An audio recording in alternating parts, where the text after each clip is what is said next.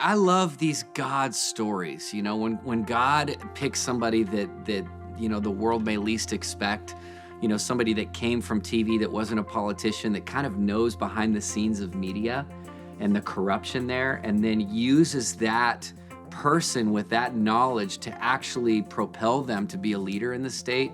It's pretty amazing. If you were watching Centerpoint on Friday, you heard about a more than enthusiastic campaign event in Arizona centered around the former news anchor, now turned candidate, Kari Lake. Here's a taste of what went on. I handed my life 100% over to God, truly for the first time. And I can't tell you, He has brought me on the wildest ride. Let everything that has breath praise the Lord. Come on, can you jump a little bit tonight? 1, 2, 3, yeah! And joining us now, the other person that the attendees were cheering for, Feucht. Sean, welcome back. Hey, thank you. So good to be with you guys. So you performed for that Kari Lake crowd there. I'm curious, did you offer your performance to Kari Lake, or did her camp reach out to you? What was the origin of that? Her camp reached out to me, and of course I was super honored to join them. We had, in 2020, we took Let Us Worship into Phoenix, and actually I got fined $10,000 for worshiping God outside. No way. In that town. And so I felt like this was really cool how God's flipping the script. He has this a person that loves Him, that loves the church, that loves worship, and invited me. He's going to be the next governor of the state of Arizona. And so I was like, hey, let's do this. And I was excited to be there. Incredible time. It was incredible. But before we get into flipping the script, did you pay that fine? Yeah, I think we negotiated down. Alliance Defending Freedom was amazing. They represented me, and I think we ended up negotiating it down. But yeah, it was one of the many cities, one of the many states across America we got fined in 2020 and 2021. Well, good for you. I would go back and appeal some of those fines, because I think the science is now in your favor, and your good health, apparent good health, I should say, is testament to that. Well, we got the science in our favor, we got the Constitution in our favor, and we got the Bible in our favor. So, yeah, we're doing pretty good. Well, that's interesting that Kari Lake has taken a real liking to you. Tell me about your relationship with her.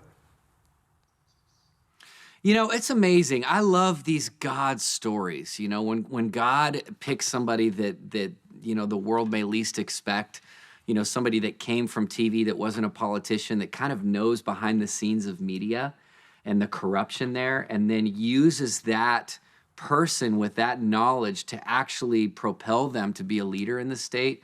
It's pretty amazing. Just hearing her testimony, hearing her heart for God, hearing her story of salvation, and really hearing her vision for where she wants to see her state go in the future. I'm all in it. Anybody that fears God like she does, leading a state, I just think it's amazing. That's where we need to go. I've never met her, I've never interviewed her, but I've seen many, many sound bites over the last several months from her, and I'm struck again and again and again by just how tough she is. And she's got this inner source of confidence to confront people who she believes to be in the wrong. And she does it really forcefully, but she does it calmly, without anger. I wonder if that's where that comes from. Yeah, I think she does it with facts. She's very articulate, but she's also got this mama bear thing on her that we need in America right now. That's going to stand up for children, that's going to stand up for the church, stand up for religious liberty, stand up against this agenda to sexualize our kids. And that's the one thing I really appreciate, her boldness, her persistence, her unwavering spirit. And I'm excited. A week from today, she'll be the next governor of Arizona.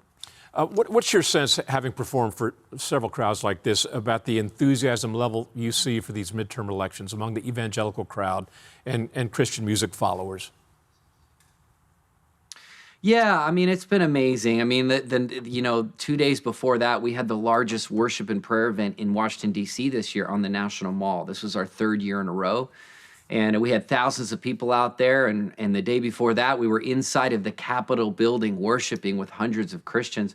I think there's a sense and an expectation that God's going to do something really amazing in these midterm elections. I think that, what the enemy meant for evil, with the lockdowns, with the targeting of the church, God's turning it around, and we're going to see an incredible shift take place across America. We're going to see more candidates that love God, more candidates that are going to stand up for the church and for the Bible, like Kari Lake. We're seeing a lot more of those candidates arise, and there's a lot of support for them across America. Mm-hmm. There is a potential downside to that, and it is that after the midterm elections, if your side wins as they are expected to, there's going to be a lot of anger out there. How should Christians deal with that? Anger from the other side. Yeah, I mean, I think you just, if you win or your candidate wins, whatever, you do it with grace, and you try to come together after the brutal, collision of these elections. You come together after this polarization, and you say, let's find ways to work together.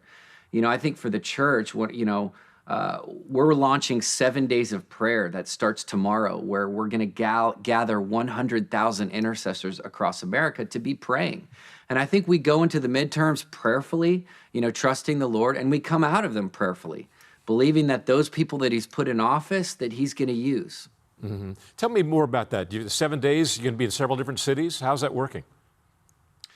I'm going to be in several different cities, but really we're launching and mobilizing 100,000 believers across America that want to pray for these elections. And I just felt in my spirit, the Lord woke me up the other night in the middle of the night and began to speak to me about how this election was going to, what happens is going to take place largely because the church prayed.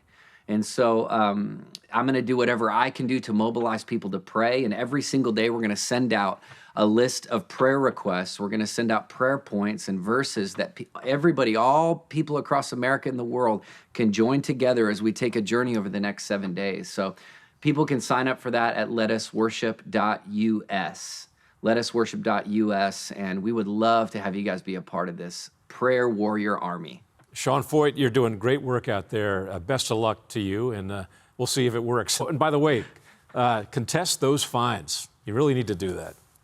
Really great All right, to talk I'll to you. contest the fines, and maybe I'll ask for donations. Okay. Thank you. Have a great day. Thank you. You too, Sean. Hi, I'm Doug McKelway, and thank you for watching Centerpoint. We hope you enjoyed this video. Make sure you hit the subscribe button and tap the bell icon so you're notified every time a new video is posted. Leave a comment below and keep the conversation going by sharing this video with a friend who needs to see it. Thanks for watching. We'll see you back here tomorrow.